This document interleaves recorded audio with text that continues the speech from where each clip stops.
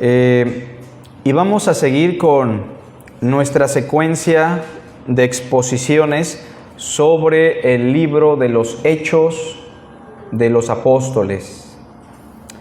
Un libro que ya hemos dicho muchas veces, sin problema alguno le podríamos llamar los Hechos del Espíritu Santo, porque es este libro precisamente el que registra la obra del Espíritu Santo en los apóstoles, específicamente en Pedro y en Pablo, juntamente con las primeras comunidades cristianas del primer siglo. Y esto nos ayuda a nosotros en diferentes formas, porque en estos hermanos del nuevo pacto, que tienen el Espíritu Santo en su corazón, vamos a encontrar tanto las virtudes de lo que se plasma en ellos en su día a día, y también podemos encontrar los defectos de algunos miembros del cristianismo del primer siglo, llámese Ananías y Zafira, llámese el diácono Felipe bautizando a toda una ciudad. El libro de los Hechos está repleto de aciertos, errores, pero lo que se escribió antes, como dirá Pablo, para nuestra enseñanza se escribió. Estamos en el capítulo 2 del libro de los Hechos, y hace 8 días nuestro hermano Israel Olivares nos explicaba un poco sobre la predicación del Evangelio en boca del apóstol Pedro. ¿Sí lo recuerdan? Es la primera vez que el apóstol Pedro va a predicar, pero hay una gran diferencia entre lo que era Pedro antes de Pentecostés y lo que es Pedro después de Pentecostés. La gran diferencia es la presencia del Espíritu Santo en su corazón. Y Pedro, con mucho valor, con mucha elocuencia, se pone en pie y cita al profeta Joel para decir: miren, lo que acaba de ocurrir en esta festividad, esta pluralidad de lenguas, no es que estos estén borrachos, porque es muy temprano, no es normal. Más bien lo que acaba de ocurrir es lo que profetizó Joel en el capítulo 2, cuando dijo: en los postreros días, ¿se acuerdan? En los postreros días, dice el profeta Joel, derramaré mi espíritu sobre toda carne, es decir, no solamente sobre mis reyes, profetas o sacerdotes. Mi espíritu vendrá a morar en todos los creyentes, obviamente.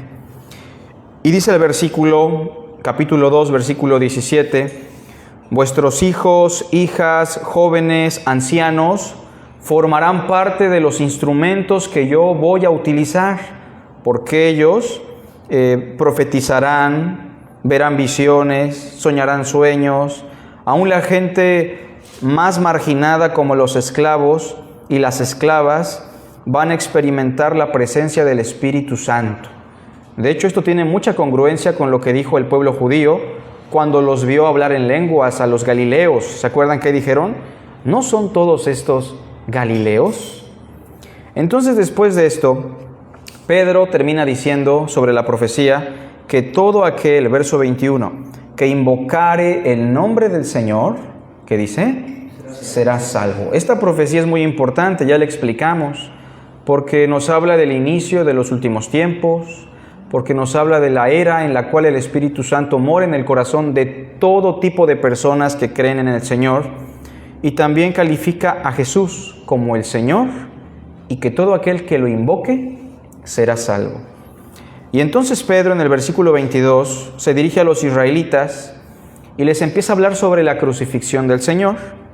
Pero algo especial que se enfatizó hace 8 días es que Pedro no pone tanto la lupa en la crucifixión, sino en el evento de la resurrección. Y esto es muy curioso, y yo quiero que pongan la lupa sobre el libro de los Hechos y puedan notar cómo el mensaje del Evangelio en la era de los apóstoles tenía un énfasis más grande, más marcado sobre la resurrección, porque al final de cuentas la crucifixión es importante, pero la resurrección es la cúspide de la victoria del Hijo de Dios. En nuestros días se ha perdido por completo el mensaje de la resurrección. Se habla mucho de que Cristo murió por nosotros, todo el mundo lo sabe. Y también saben que resucitó al tercer día, pero no con la misma conciencia ni con el mismo énfasis. No sé si usted se ha dado cuenta de eso. De hecho, empiezan a circular ideas extrañas. La gente no sabe cómo resucitó Jesús, si fue un holograma, un espectro, un espíritu, o fue en carne y hueso. Y esto provoca que no exista una esperanza para nosotros sobre una resurrección futura. De manera que Pedro empieza a predicarles sobre la resurrección y la exaltación de Cristo y termina diciéndoles en el versículo 36, todos juntos. Conclusión: sepa pues ciertísimamente toda la casa de Israel que a este Jesús, a quien vosotros crucificasteis, Dios le ha hecho Señor y Cristo. Así termina su sermón. En conclusión les voy a decir algo, dice Pedro. A este Jesús humilde, hijo del carpintero, a quien ustedes, los israelitas, crucificaron, sí, a ese que humillaron desnudo en la cruz públicamente a mano de los paganos, Dios lo ha exaltado, Dios lo ha hecho el Señor de todos y lo ha exaltado como el Cristo. Esto se ha explicado en algunas clases de los martes sobre la exaltación de Jesús. Y entonces el pueblo entiende que Jesús ha sido colocado como el juez de todos. El pueblo entiende que Jesús es el Señor. El pueblo entiende que ha hecho mal y que lo que se cometió aproximadamente unos 50 días atrás, en la Pascua, fue un crimen atroz en el nombre de Dios. Probablemente esta es la cúspide de lo que narra Isaías 53, cuando Isaías narra en plural el lamento del pueblo judío que dice: mas nosotros lo tuvimos por herido, abatido, ¿se acuerdan? Lo azotamos, no lo apreciamos. Es el lamento de todo un pueblo judío que se da cuenta de que hicieron mal con el Mesías. Y entonces, en el verso 37, allí inicia nuestra porción de hoy, del 37 al 42, el pueblo se hace una pregunta. Al oír esto, se compungieron de corazón. Esa expresión, se compungieron de corazón, ¿saben cómo se puede traducir? Una flecha atravesó su corazón, o una daga atravesó su corazón. El punto es que estaban extremadamente dolidos, afligidos, tristes, agobiados por lo que acaban de escuchar. Y yo pregunto, hermanos, ¿es bueno que el ser humano se sienta compungido de corazón cuando escucha el mensaje de Dios? Es bueno, sobre todo si está consciente de por qué está compungido. Esta gente no está compungida porque Pedro predicó bonito y les presentó historias tristes, como se acostumbra, y atrás le bajaron la luz y la música suave. No, ellos están dolidos de corazón porque acaban de entender el mensaje de Dios. Y por eso es muy importante que usted ponga atención siempre a la palabra, porque el arrepentimiento se produce a partir del entendimiento. Y entonces, dice el verso 37, al oír esto, se compungieron de corazón, es decir, su corazón fue atravesado. Y dijeron a Pedro y a los otros apóstoles, todos juntos: varones hermanos, ¿qué haremos? ¿Ven la pregunta?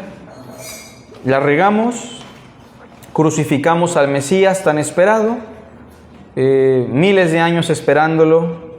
Él dijo: el tiempo se ha cumplido, no lo escuchamos. Era el varón más valioso de la historia y lo llevamos a la cruz. Dios lo exaltó como el juez y el Señor de todos. Y acaba de levantar la venda de nuestros ojos Dios a través de Pedro. La pregunta es: ¿y ahora qué haremos? Por eso el sermón de hoy se coloca a partir de una pregunta. ¿Cuál debería ser nuestra respuesta ante la exposición de la palabra? Sí, usted que ya ha escuchado una y otra vez el mensaje del Evangelio, usted que ha tenido contacto con el mensaje de la santa palabra de Dios, usted que ha escuchado sobre el Nazareno, debería hacerse la misma pregunta. ¿Cuál debería ser mi respuesta ante lo que yo he escuchado? O más fácil, ¿qué haremos? ¿No? ¿Qué haré? Y entonces, del verso 38 al verso 42, Pedro da una explicación de las diferentes acciones que se deben tomar, si se le pueden llamar acciones, ante la exposición de la palabra. No solamente Pedro, el mismo escritor de Hechos, que es Lucas, sigue narrando lo que el pueblo hizo después de escuchar el mensaje. Pero miren, hermanos, lo que hoy vamos a estudiar o a reflexionar sobre lo que el pueblo hizo después de escuchar el mensaje, debería de ser lo mismo que nosotros debemos hacer y tomar decisiones a partir de lo que hoy vamos a leer en la palabra. Eso es muy importante, porque hay un texto que dice: no sean solamente oidores de la palabra, sino también hacedores. Y por eso pongamos mucha atención. 38. Pedro les dijo, todos juntos, arrepentíos. Fíjense, la primera cosa, dice Pedro, que deben hacer después de haber escuchado el mensaje de Jesús, que fue crucificado y que resucitó, es arrepentirse. Precisamente, no sé si recuerda que en la misma Biblia, en Hebreos, el autor de Hebreos coloca una serie de rudimentos que deben ser aprendidos y ejecutados de manera ordenada. ¿Cuál es el primer rudimento? ¿Alguien se acuerda? Mire, yo sé que se lo saben todos, en voz alta. El primer rudimento es el arrepentimiento de obras muertas. Y tiene cierta congruencia con esto, porque lo primero que debemos hacer ante la exposición de la palabra, punto número 1, es arrepentirnos, experimentar el arrepentimiento. ¿No estaban ya compungidos de corazón? Pero pregunto, ¿estar compungido de corazón significa estar arrepentido? No, porque si eso significa arrepentimiento, entonces Pedro ya no les hubiese dicho arrepiéntanse. Si ya están compungidos de corazón, están muy tristes, están muy dolidos, ya con eso es suficiente. No, debo dejar en claro que arrepentimiento no es dolor de conciencia, no es remordimiento, no es culpa. ¿Alguna vez usted ha experimentado la culpa? O un remordimiento que dice, ¿por qué lo hice? ¿No? Y la persona ni supo lo que le hice, pero ¿por qué lo hice? Bueno, eso no es arrepentimiento precisamente. Es la misma experiencia tal vez de un hombre que vive adicto al alcohol, que llegó a su casa en la noche, golpeó a su mujer, asustó a los niños, se acabó el dinero de la quincena y hizo un desastre en su familia. Y al otro día se despierta todo débil, con resaca, sin dinero, abre los ojos ante la realidad, se pone a llorar. Le ruega a su esposa que le dé otra oportunidad, los lleva a comprar ropa con lo poquito que le quedó, los quieren contentar. Este hombre no está arrepentido. Este hombre ha experimentado un sentimiento de culpa. Y si ese sentimiento de culpa se cultiva y no se atiende, puede terminar como terminó el apóstol Judas. ¿Se acuerdan? Que un sentimiento de culpa tan fuerte como fue entregar al hombre más importante de la historia, al Verbo hecho carne, lo llevó al suicidio. Ahora bien, ¿qué es el arrepentimiento? Porque usted debe experimentarlo, porque yo debo experimentarlo si he escuchado la palabra. El arrepentimiento lo definimos como un cambio de mente. Fíjese qué fácil. Dios no quiere solamente que se sienta mal. A Dios no le interesa tanto que lloremos. Hay denominaciones cristianas, y lo digo porque es algo real, que piensan que un arrepentimiento genuino se manifiesta en el lamento, en las lágrimas. Y a veces uno pasa por estas iglesias y siempre están llorando y lamentando. Existe una secta muy famosa hecha en México que se llama La Luz del Mundo. ¿La conocen? Donde sus oraciones, para ser realmente genuinas, tienen que estar cargadas de lamento y siempre están orando como si estuviesen llorando. Pero hermanos, eso no es arrepentimiento. El arrepentimiento, vuelvo a reiterar, es un cambio de mente. ¿Quieren que les ponga un ejemplo? Un cambio de mente se puede explicar a partir del ejemplo de la parábola del hijo pródigo. ¿Sí lo recuerdan? Este joven, que para nada era pródigo, era un hijo perdido más bien, tenía en su mente una mentira. ¿Cuál era esa mentira? Yo soy lo más importante de todo el mundo. ¿Verdad que sí? ¿Qué otra mentira tenía sembrada en su mente? Si usted ha leído la historia o la parábola, lo sabe. Mi padre tiene la obligación ¿de qué? De darme todo lo que yo le pida. ¿Por qué? No lo sé, pero creo que así debe de ser. Este joven tenía mentiras sembradas en su mente, pero ese joven es alguien ficticio, porque en la realidad ese joven representa al ser humano pecador. ¿Verdad que sí?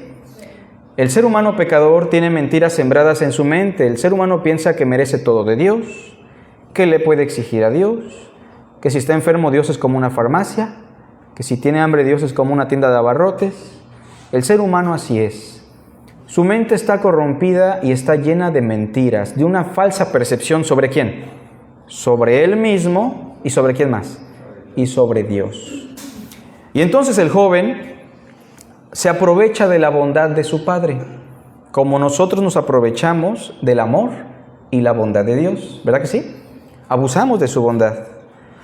Y entonces llega el momento de la crisis, el joven se va muy lejos, despilfarra el dinero, los bienes, lo gasta con rameras y al final de cuentas no tiene comida, no tiene dinero, pero se arrima a la casa de un amo que se dedica a criar cerdos. Y ustedes saben que la carne de cerdo es muy rica, ¿no? Pero ese es otro tema. Los judíos no acostumbran comer cerdo. El cerdo es la criatura más abominable juntamente con el perro. ¿Para quién? Para los judíos. Pero el que este joven esté cuidando a los cerdos significa dos cosas. La primera, para que él esté cuidando cerdos, eso significa que está en una tierra muy lejana, porque en la tierra de Israel no se crían cerdos. O sea que se fue muy lejos de su padre, como el pecador se aleja y se aleja de Dios cada vez más. Pero que esté cuidando cerdos cuando para él son abominables significa una segunda cosa, que está en una crisis que nunca antes había experimentado. Y pregunto, ¿es bueno que pasemos por la crisis? A veces la queremos evitar, o se la queremos evitar a otros, pero solamente es por medio de la crisis que llegamos a la redención. Miren, ningún ser humano ha sido salvo sin crisis. Analice. ¿Usted quiere que su familia se salve? ¿Quiere que su hija, su hijo se salve? ¿Quiere que su abuelito, su mamá se salve? Tiene que dejar que experimenten la crisis. No hay salvación donde no hay crisis. Y entonces el joven, sufriendo la gran crisis de hambre, humillado por los cerdos, dice el texto así: y volviendo en sí. ¿Qué significa eso? Volviendo en sí. ¿Saben qué significa? Cambió su mente, se arrepintió, su mente fue transformada. La crisis, la angustia le permitieron experimentar un cambio de mentalidad, un cambio de pensamiento. Y entonces dijo: ¿cuántos esclavos en la casa de mi padre tienen abundancia de pan y yo aquí perezco de hambre? Mi padre es bondadoso, aún la gente más miserable, los esclavos, comen mejor que yo. Y entonces se levantó, regresó a su padre. En conclusión, lo que debemos hacer ante la exposición de la palabra en primer lugar es arrepentirnos. Dejar de pensar que somos lo más importante. Dejar de pensar en Dios como ese único sustentador y exclusivo para mis necesidades egoístas. No, Dios es más valioso que yo. Jesucristo es más importante que yo. Sus propósitos son más grandes que los míos, y eso significa arrepentirme. En el contexto de Hechos, vean el capítulo 2, versículo 38. Acá hay un bicho, ¿verdad? ¿O no? Ya se fue, es que me eché el del que huele rico y entonces aprovecha. Entonces vean el verso 38. Pedro les dijo, arrepiéntanse. En el contexto de Hechos 2, ¿saben qué significa? Dejen de ver a Jesús el Nazareno simplemente como un carpintero. Dejen de verlo simplemente como un hombre cualquiera. Él es el Hijo de Dios. Ahí manda algo, pero quién sabe qué es. Ahorita lo matamos. Punto número 2. Vean el versículo 38, hermanos. ¿Qué dice después? Arrepentíos y bautícese cada uno de vosotros en el nombre de Jesucristo. Quiero enfatizar algo muy importante. Aquí lo que se enfatiza en el punto número 2 es invocar el nombre de Jesús. ¿En dónde? En el bautismo. ¿Qué significa eso? La fe en Jesucristo. Vean conmigo, por favor, el capítulo 2, versículo 21. Si se dan cuenta, ya lo encontré. Era un bicho grande, ¿eh? Capítulo 2, versículo 21. ¿Cómo dice? Todos juntos. Y todo aquel que invocare el nombre del Señor será salvo. ¿Se acuerdan de ese texto? Esto es muy importante como antecedente, porque cada vez que en el libro de los Hechos se dice en el nombre de Jesús, ¿saben qué significa? Invoquen el nombre de Jesús. Cuando la gente se bautizaba en aquellos días, el bautismo y la fe no eran dos cosas que estaban desligadas. De hecho, déjeme decirle que la fe y el bautismo no son dos cosas diferentes. Si alguien ha creído genuinamente en el Señor, ¿qué va a pasar? Lo va a invocar ¿en dónde? En el bautismo. Y si alguien no creía en el Señor, ¿qué pasaba? Pues no se bautizaba. De manera que aunque el bautismo no salva, y ya lo hemos dicho, porque si salvara sería una obra muerta, aunque el bautismo no salva, la invocación de fe está estrechamente ligada ¿a qué? Al bautismo. El bautismo es una expresión pública de nuestra fe. Y por eso quisiera preguntarle yo a usted hoy, ¿usted ha creído en Jesucristo? A ver, levante la mano, ¿quién ha creído en Jesucristo? Vaya, casi todos, ¿verdad? Hasta la niña, miren, gracias a Dios. Ahora el que le quiero preguntar, ¿usted ya invocó el nombre de Jesús públicamente en el bautismo? Ya veo menos manos. Entonces, es muy importante que usted se haga la pregunta del principio. ¿Qué debo hacer si he escuchado el mensaje de Cristo? Bueno, si ya se arrepintió y ha creído, ¿qué estamos diciendo? Invoque su nombre, ¿dónde? En el bautismo, porque es la mayor manifestación de nuestra fe según Hechos. Vean conmigo, por favor, algunos versículos. Dice el versículo, bautícese cada uno de vosotros en el nombre de Jesucristo, ¿verdad? Vean lo que dice Hechos 8, versículo 36. ¿Se acuerdan que Felipe le predicó a un etíope? Y cuando le predicó al etíope, el texto simplemente dice, en el capítulo 8, versículo 35, que entonces Felipe, abriendo su boca y comenzando desde esta escritura, le anunció el Evangelio de Jesús. Quiero que ustedes me digan, eso que dice el Evangelio de Jesús, ¿qué incluyó? ¿Qué temas abordó Felipe con él? Vida y obra de Jesús. Por ejemplo, ¿creen que le habló de la encarnación? Yo pienso que sí, ¿no? ¿Qué otra cosa? De su vida perfecta, cómo hizo milagros, cómo cumplió la ley. ¿Qué otra cosa? Su muerte y resurrección. ¿Creen que ahí terminó el mensaje de Felipe? ¿Qué más le habrá predicado Felipe? A ver, díganme. El arrepentimiento, ¿qué más? El bautismo. ¿Cómo sabemos que le predicó del bautismo? Porque el mismo etíope, vean, en el capítulo 8, versículo 36 dice, y yendo por el camino, llegaron a cierta agua, y dijo el eunuco, oye Felipe, ahorita reflexionando sobre todo lo que me estás predicando, oye, aquí hay agua, ¿qué impide que yo sea bautizado? ¿Lo presionó Felipe? No, acuérdense que para esto Felipe ni quería bautizarlo, ¿no? Porque acuérdense lo que le pasó unos versículos atrás, una mala experiencia, ¿verdad? Y entonces Felipe le dijo, 37, y fíjense cómo se lo dice, como para no errar. Felipe ya no la quiere regar. Y Felipe dice, mira, si crees, ¿cómo? De todo corazón, bien puedes. Yo le pregunto, ¿usted cree de todo corazón que Jesús es el Salvador? ¿Que Jesús murió y resucitó? ¿Que después de la muerte hay resurrección para los que hemos creído? Bueno, pues si usted cree de todo corazón, bautícese. ¿Para qué, hermano? Simplemente para dar un testimonio público de su fe ante la congregación. Y porque Cristo lo ordenó, id por todo el mundo, y el que creyere debe bautizarse, ¿se entiende? Es lo que dice la Biblia. Ahora, quiero que noten lo que pasó en el versículo 37. ¿Qué respondió el etíope? Respondiendo dijo, juntos, creo que Jesucristo es el Hijo de Dios. Miren, ¿quién escuchó eso? Felipe. ¿Quién más? Los que venían con él. Pues no iba solito, ¿verdad?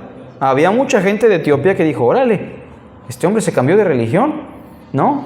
Acabamos de ir de Jerusalén practicando el judaísmo y ahora este hombre le predicó algo de ese rollo y se acaba de convertir.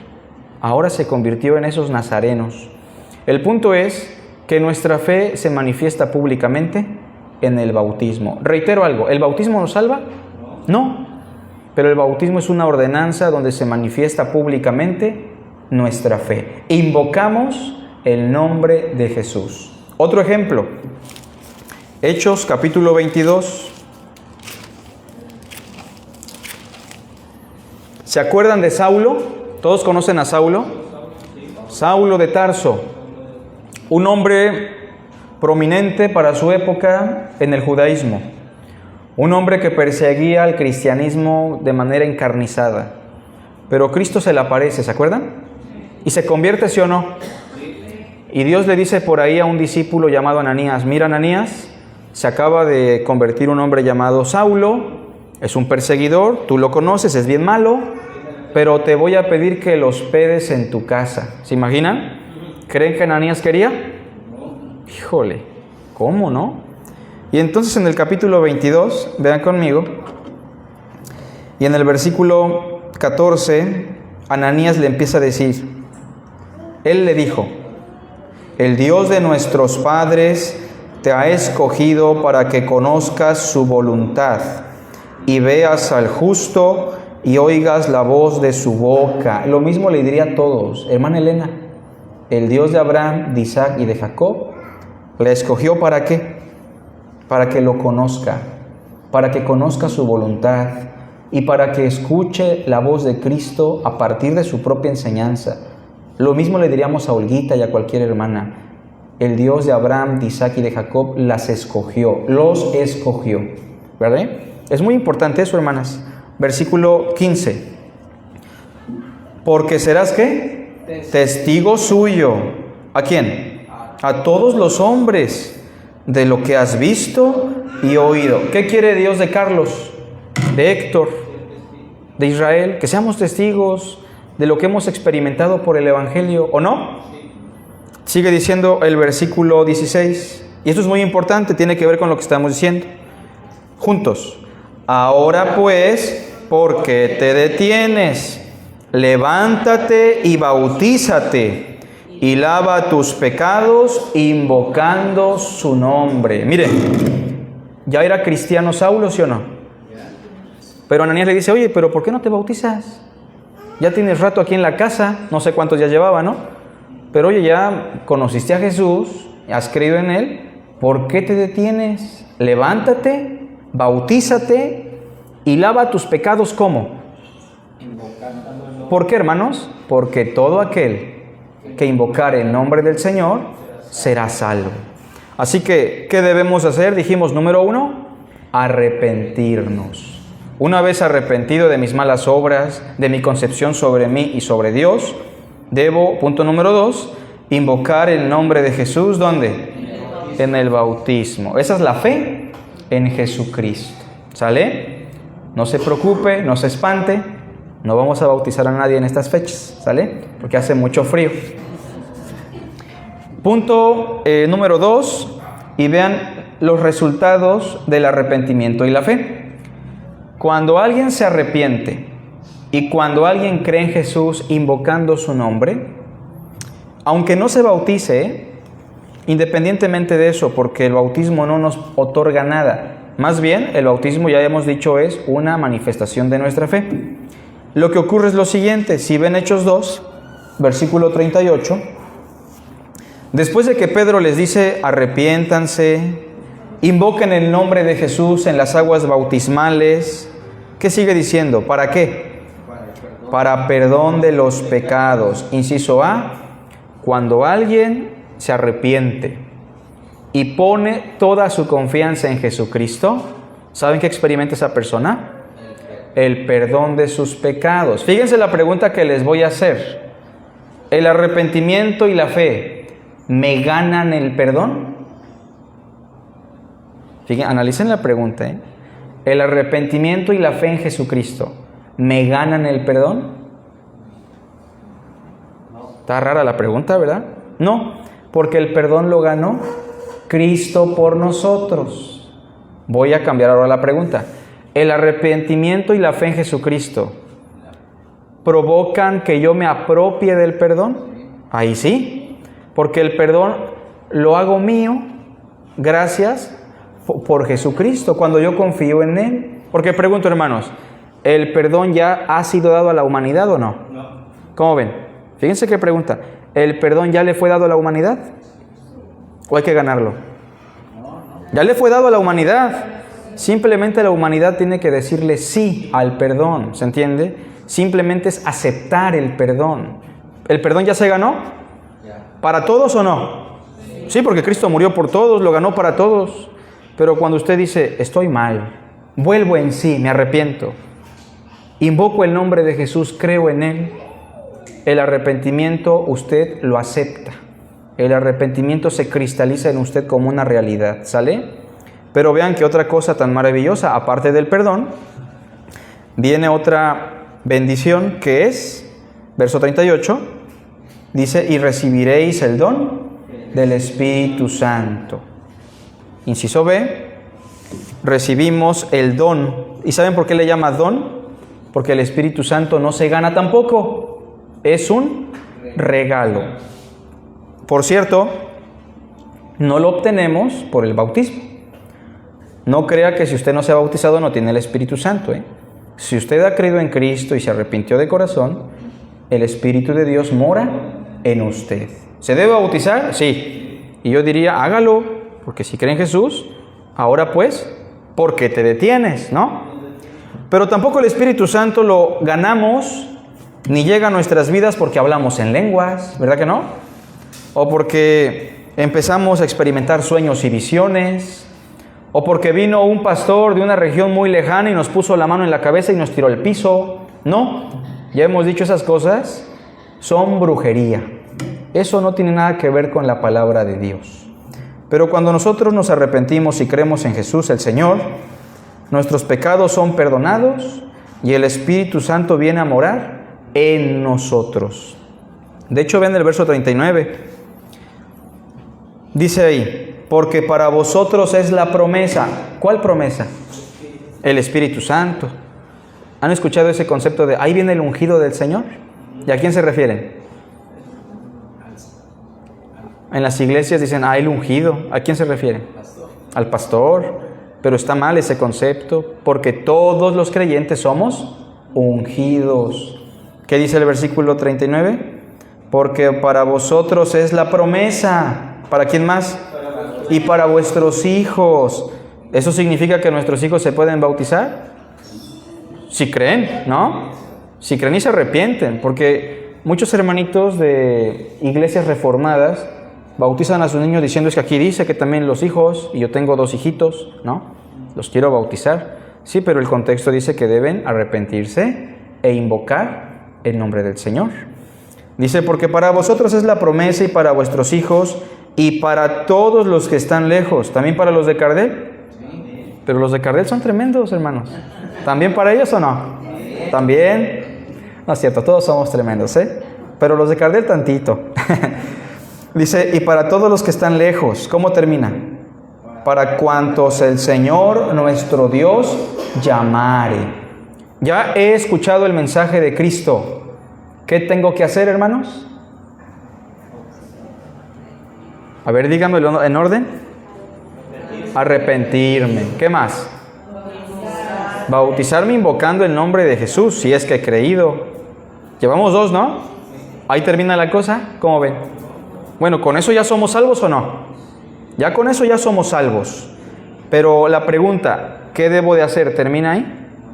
No, porque el cristianismo no solamente es salvación. ¿Se acuerdan de los rudimentos? ¿Cuáles son?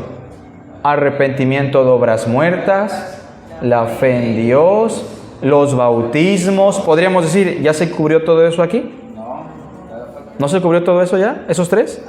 Arrepentimiento de obras muertas, fe en Dios, bautismos. ¿Verdad que ya? Ahora, ¿qué viene después? ¿Qué hago? Vean lo que dice el capítulo 2, versículo 40. Y con otras muchas palabras testificaba y les exhortaba diciendo: sed salvos de esta perversa generación. Así que los que recibieron su palabra, la traducción más correcta es los que recibieron de buena voluntad su palabra. ¿Sale? Los que recibieron con gusto su palabra. ¿Alguna vez a usted le ha pasado que ha escuchado la palabra y le da mucho gusto? Y la recibe, híjole, y usted dice, no me importa si me perdí el partido del América, ¿no? O el de las Chivas, ¿no? El de las Chivas. El sermón es mejor. La palabra la he recibido con gusto. ¿O no le pasó a usted que cuando era inconverso y le predicaron el evangelio y se convirtió, esa primera vez dijo, esto está hermoso, esto es algo nuevo? ¿Qué pasó? La recibió con gusto, con buena disposición. Y entonces el versículo 41 dice que los que recibieron la palabra con gusto, ¿qué pasó con ellos? Fíjense, entonces puede ser que a veces no nos bautizamos porque no le hemos encontrado el gusto, ¿no? La disposición amorosa a la palabra. Puede ser, ¿no? No es una regla general. Pero sigue diciendo, los que recibieron la palabra con gusto, con buena voluntad, fueron bautizados. ¿Y qué ocurrió? O dijeron, pues ya somos salvos, ya nos bautizamos, pues cuando pueda, a ver si los veo, Pedro, apóstoles, ¿no? ¿Verdad que no? Ellos entendieron que Cristo había instituido un cuerpo, una congregación. Yo pregunto, ¿este grupo es valioso? Pero somos bien poquitos y luego somos bien peleoneros, ¿cómo ven? ¿Verdad que no? ¿Somos valiosos o no? Somos muy valiosos. Ahora, ¿Cristo pudo haber dicho, se van a salvar y cada uno va a hacer su labor o no? Lo pudo haber dicho, ¿no? Pero no lo dijo, porque Cristo sabe que dependemos los unos de los otros. Miren, a veces decimos, sufrimos porque no hay pastor, ¿no? Bueno, sí, un pastor contribuye bastante. Pero ¿qué sería si no hubiese un hermano que ayudara a acomodar aquí? ¿Sería difícil? ¿Qué sería si las hermanas no contribuyeran con lo que contribuyen? ¿Sería difícil? ¿Qué sería de los hermanos que son amorosos, que nos consuelan, que nos ayudan? Todos dependemos los unos de los otros. Y por eso el punto número 3, hermanos, es el siguiente. ¿Qué debemos hacer? Ya dijimos arrepentirnos, bautizarnos invocando el nombre de Jesús. Y punto número 3, agregarme a la iglesia de Cristo. ¿A cuál? Bueno, pues a la iglesia de Cristo. ¿Y cuál es esa? La que enseña la palabra de Cristo, la que busca hacer la voluntad de Cristo, la que comete muchos errores, ¿sí o no? Sí, pero que busca hacer la voluntad de Cristo. ¿Dónde están los hermanos enojones? Sí, pero que se arrepienten, pero que tratan de hacerlo mejor. ¿Dónde están los hermanos débiles? También, pero que tratan de fortalecerse con Cristo. Esto es muy importante, porque a veces queremos encontrar una iglesia que solamente podría estar en el tercer cielo, ¿no? Quisiéramos que el pastor fuera como el arcángel Gabriel, el diácono como Miguel, y que cada hermano fuera como un angelito. No es posible. Todos tenemos nuestros errores, ¿o no? Bastantes, ¿no? Pero esta congregación creció, estas personas se agregaron, dice el versículo 41, la parte final, y se añadieron aquel día como 3,000 almas. La palabra más correcta es almas. También se puede usar personas, no hay problema. Se añadieron aquel día como 3,000 personas. Ahora pregunto, ¿para qué? ¿Para qué se agregaron, hermanos? Fíjense la dificultad. Esta gente que se agregó a la iglesia de Jerusalén, ¿era de Jerusalén? ¿De dónde eran? ¿Se acuerdan que en el capítulo 2 vimos que venían de Mesopotamia, Capadocia, Asia, Bitinia, Cardel, Jalapa? Bueno, esos no, pero venían de muchas partes del mundo, ¿verdad? Ahora, ¿vinieron de visita? Sí. ¿Solo vinieron a celebrar la fiesta de la Pascua y de Pentecostés? Tenían planeado regresar a sus casas, a sus tierras, pero decidieron congregarse. Pregunto, hermanos, ¿congregarse implica sacrificio? Mucho sacrificio. ¿A quién le gusta congregarse? Vamos a ver para no darle al rato té o ponche. ¿A quién le gusta congregarse, hermanos? ¿A todos? Pero pregunto, ¿a veces no le dan flojerita? Yo a veces digo, hasta Cardel el domingo. Pues ya vamos, ¿no? Porque no lo hago por lo que siento, lo hago por una convicción y por un mandamiento que tengo. ¿O no le pasa a usted? Dice, híjole, y ahora en la tarde, ¿no? Y en la tarde teníamos tarde de películas, o híjole, muchas cosas, ¿no? Que se pueden presentar, no solamente de gusto, sino, por ejemplo, ¿qué perdieron estas personas al quedarse congregadas en Jerusalén? ¿Qué estuvieron dispuestas a perder? A ver, dígame algunas. ¿Casas? Fíjense, dejar la casa no es fácil, hermanos, ¿eh? A veces nosotros dejamos la casa 2, 3 días y decimos, no, como que está bien difícil no estar en casa. ¿Qué más dejaron? Familias, trabajos, amigos, comodidad. ¿Sabe por qué todos los hermanos de Jerusalén, los 120, tuvieron que vender terrenos y repartir comida? ¿Por qué? Para estos nuevos hermanos no tenían dónde vivir y los familiares judíos no los podían recibir. No, porque se convirtieron a Jesús, se bautizaron públicamente en la plaza, declararon guerra contra el judaísmo, en otras palabras, ¿se entiende? Y nosotros no venimos porque está feo, híjole, porque me va a ir bien en la chamba o lo que sea, ¿no? O es que va a pasar la película que me gusta, o es que van a jugar las Chivas, lo que sea, ¿verdad, hermanos? Y tenemos que considerar que el cristianismo bíblico no se vive así. Tenemos un Señor al que tenemos que obedecer, hermanos, por amor. Por eso congregarse en una iglesia es de suma importancia. ¿Pero para qué? Fíjense para qué. Inciso A. Primero hay que explicar que somos agregados por el bautismo. Cuando creemos ya somos hijos de Dios, ¿o no? Pero ¿en qué momento me agrego a la iglesia de manera visible? Cuando me bautizo y publico mi fe frente a los miembros, ¿verdad que sí? ¿Pero para qué me congrego? Inciso B. Primero, para danzar bien bonito con los hermanos, salir gozoso, ¿sí o no? ¿Verdad que no? ¿Para qué, hermanos? Para perseverar en la doctrina. Hermano, pero ya fui a la escuela muchos años, ¿usted quiere que me ponga a estudiar y que persevere en doctrina? No, hermano, eso está muy complicado. Bueno, pero es que el cristianismo sí funciona. Dios quiere que aprendamos de su palabra, ¿sí o no? Que memoricemos, que reflexionemos. La iglesia debería ser un centro de capacitación. Pregunto, ¿había seminarios bíblicos en aquella época? No. ¿Dónde se capacitaba? En la iglesia. ¿Quién enseñaban? Los pastores, los apóstoles. Vean el capítulo 2, versículo 42.